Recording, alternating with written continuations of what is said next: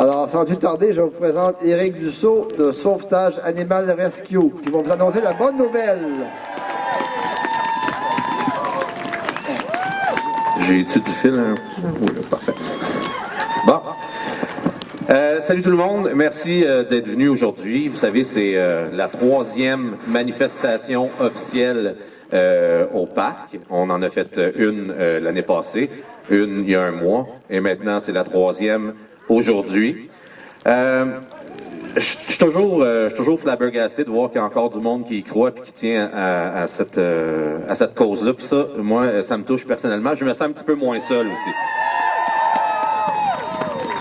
Vous savez, ce que je tiens dans les mains, c'est les étiquettes qui sont censées aller dans l'oreille de ces cerfs-là. On les a déjà, les numéros. Ils sont identifiés, ils sont enregistrés, puis officiellement, ces étiquettes-là correspondent aux cerfs qui se trouvent présentement dans le parc. Donc, en théorie, je pourrais en ramasser un là, dans 10 minutes, y mettre ça sur l'oreille, puis il serait sauvé, entre guillemets. Le problème, c'est que les cerfs, c'est pas des chiens, donc je peux pas faire ça légalement. Le ministère Faune Forêt Parc me mettrait à l'amende. Mais vous savez, moi, les amendes, ça m'inquiète pas trop. Puis je suis en train de me poser la question si on va pas le faire pareil. Mais c'est juste une question, naturellement. Et je n'incite personne à le faire, soit dit en passant. Ceci dit, Mme Goldwater n'a pas dit son dernier mot. Vous savez, dans les médias, on l'appelle l'avocate Pitbull, oui. Pitbull, c'est le froid qui magane ma lèvre supérieure. L'avocate Pitbull n'a pas dit son dernier mot. Et puis, j'ai parlé cette semaine à 3 reprises. Puis, laissez-moi vous dire une chose. Elle parle pas souvent, mais elle parle longtemps. Mais elle est vraiment scandalisée, puis elle va aller jusqu'au bout. Puis ça me plaît parce que si ça marche pas par la voie du gros bon sens, ben ça va marcher par la voie légale. Je pense qu'on a fini de rire de nous autres, puis il y a bien du monde qui aimerait ça nous voir échouer cette mission-là. Le ministère, d'ailleurs, en premier lieu, le comité d'éthique de l'Université de Montréal. C'est toutes des personnes qui sont bien dans leurs pantoufles puis qui n'aiment pas ça, les gens qui dérangent. Ben, moi, je vais être la roche dans leurs souliers, puis ça me plaît comme job. Plus fort! OK. Ah, c'est pas à moi, c'est pas. Donc, qu'est-ce que j'avais à vous dire? La bonne nouvelle, c'est que la mairesse nous a répondu. Et le 11 qui s'en vient, à 11h, je vais être en meeting avec elle et Maître Goldwater également. Donc, moi, bon, vous savez, ça m'impressionne pas, moi, les gens comme ça.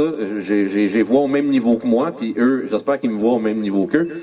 Et je vais lui dire que ça a juste pas de sens, puis qu'un enfant de 6 ans serait capable de prendre une meilleure décision avec les faits devant lui.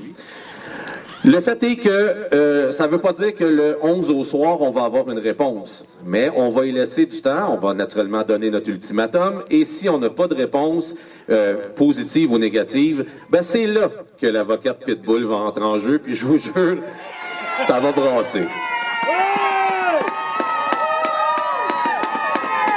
Vous savez, moi, j'ai un peu irrité de la job de porte-étendard des chevreuils de Longueuil. Ça m'est tombé dessus, puis je l'ai vraiment pris personnel. Tu sais, moi, dans la vie, il y a des causes qui me tiennent à cœur. J'aurais pu manifester pour plein d'autres affaires aujourd'hui, mais celle-là, quand je vois de l'injustice, puis du niaisage, puis du tatouinage de même, ça vient personnellement me chercher. Puis, vous savez, aujourd'hui, moi, à la maison, j'ai les 3 enfants qui m'attendent, puis j'ai du travail pour préparer mon printemps. Ça a l'air de rien, là, mais le printemps chez Sauvetage Animal, c'est pas drôle, là. C'est genre 12 appels par jour, et puis c'est tout le monde, là, les citoyens, la police, les pompiers, tout le monde nous appelle, ils ont tous besoin d'aide maintenant. Fait que moi, il faut que je prépare mon printemps. Fait que, en ce moment, c'est une période qui est très difficile pour moi pour me libérer, mais à toutes les fois que je vais avoir l'occasion de venir vous voir pour clamer haut et fort que c'est d'un ridicule sans fin, je vais être là.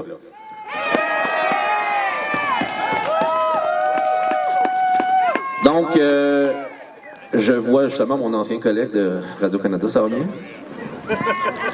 J'ai travaillé là-bas, malheureusement, quelques temps. Non, c'est pas. J'ai adoré, j'ai adoré. Non, sans joke, j'ai adoré. Bref, tout ça pour dire que j'ai beaucoup de choses à vous dire. Je vais également le dire hors micro, là, dans le sens que je vous retiendrai pas pendant 40 minutes.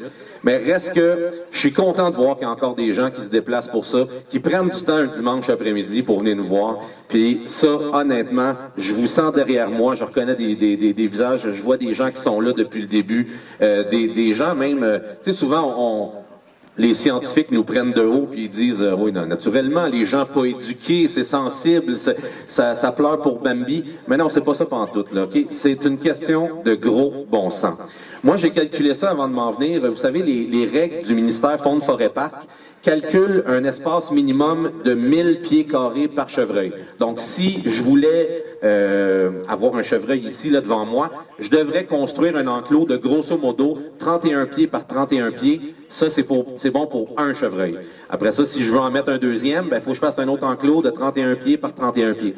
Si je veux en rentrer 60, le calcul est facile à faire, ça me prend un enclos de 60 000 pieds carrés. Est-ce qu'il y a de la place dans ce parc-là pour faire un sanctuaire 60 000 pieds carrés? Je pense que oui.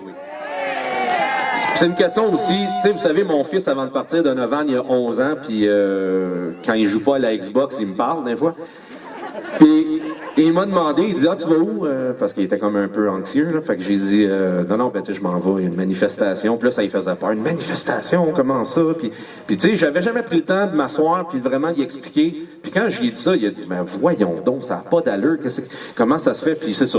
Moi, c'est ça, je me dis à tous les matins en me levant « Voyons donc, ça n'a pas d'allure. » Fait que je pense que pour mes enfants, puis pour vous autres, pour moi, puis pour la population en général, faut pas lâcher. Bon, fait que sur ces bonnes paroles, je vais faire ce qu'on appelle une beauty shot. Là. Lui est en train de me filmer, fait que je vais montrer ça comme ça.